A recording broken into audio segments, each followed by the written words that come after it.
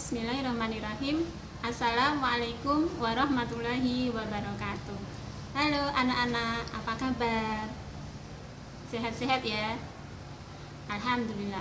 Semoga anak-anak di rumah selalu dalam kondisi yang sehat dan selalu dijaga oleh Allah Subhanahu wa Ta'ala, dijauhkan dari segala mara bahaya.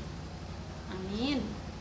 Kali ini kita akan masuk bab baru tentang beriman kepada Allah Subhanahu wa Ta'ala. Anak-anak siap belajar ya? Supaya lebih siap, kita berdoa dulu.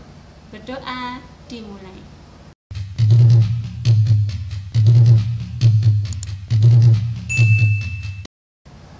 Di awal pertama, kita akan belajar dulu tentang pengertian apa itu iman. Iman itu artinya percaya.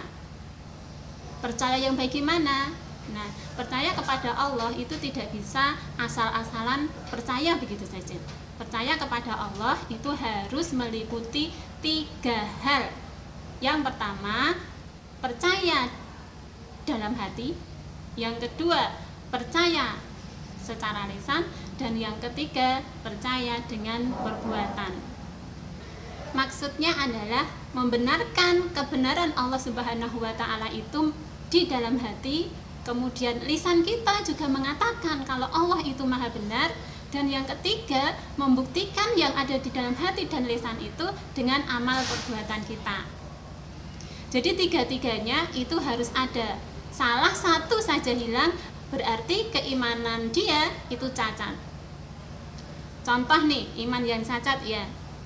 Dia mengatakan dia percaya kepada Allah, tapi dia meninggalkan sholat. Nah, berarti dia meninggalkan iman dengan perbuatan. Berarti dia hanya percaya di dalam hati dan lisan saja, tapi perbuatannya tidak. Nah, berarti itu keimanan yang cacat. Nah, anak-anak, beriman kepada Allah atau meyakini keberadaan Allah Subhanahu wa Ta'ala itu bisa dilakukan dengan mengenal sifat-sifat Allah atau Asmaul Husna. Nah, hari ini kita akan belajar mengenal Allah melalui asma-asmanya atau sifat-sifatnya. Tapi sebelumnya, Bu Guru mau ngomong nih.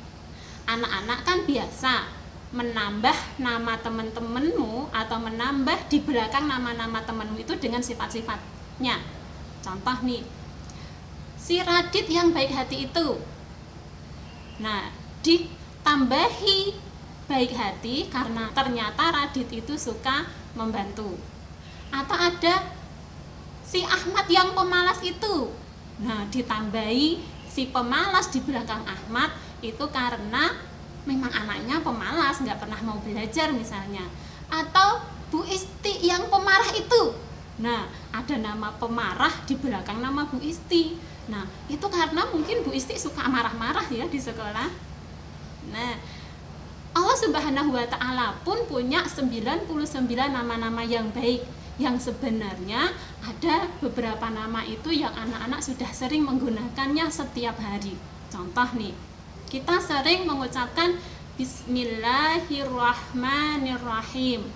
Ya, ada nama Ar-Rahman, Ar-Rahim di belakang nama Allah. Nah, berarti itu Allah Maha Ar-Rahman dan Allah Maha Ar-Rahim.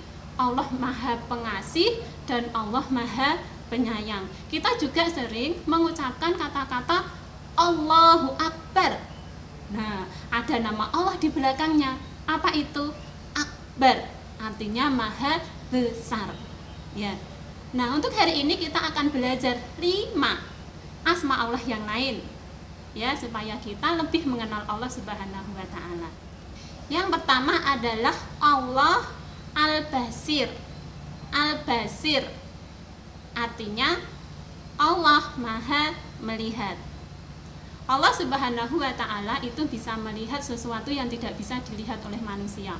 Allah bisa melihat semua yang besar, semua yang kecil, yang tampak dan yang tersembunyi. Bahkan Allah pun bisa melihat semut hitam di atas batu hitam di malam yang gelap gulita.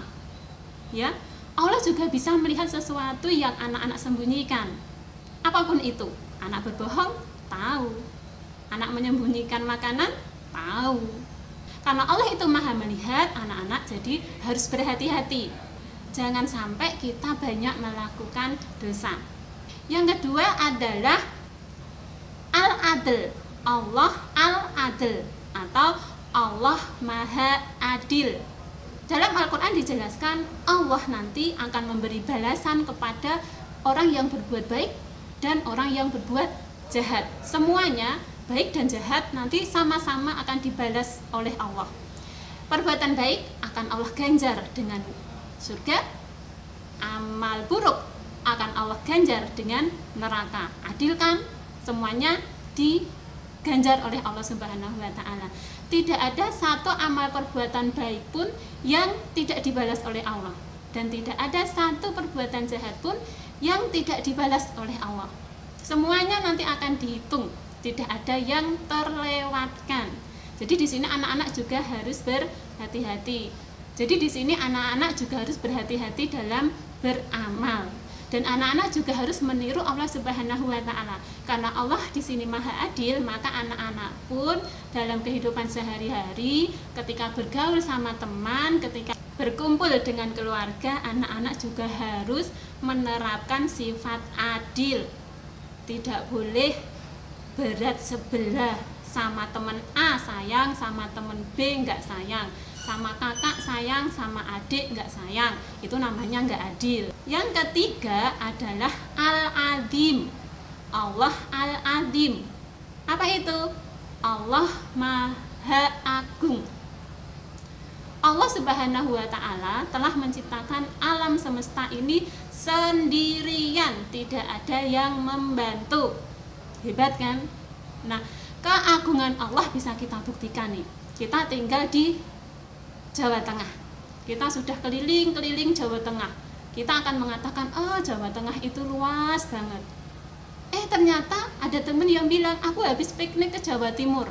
Loh, ada ke Jawa Timur? Ya sudahlah, aku juga mau jalan-jalan ke Jawa Timur. Kita jalan-jalan ke Jawa Timur, ternyata Jawa Timur itu luas banget. Jawa Tengah ditambah Jawa Timur, luas banget.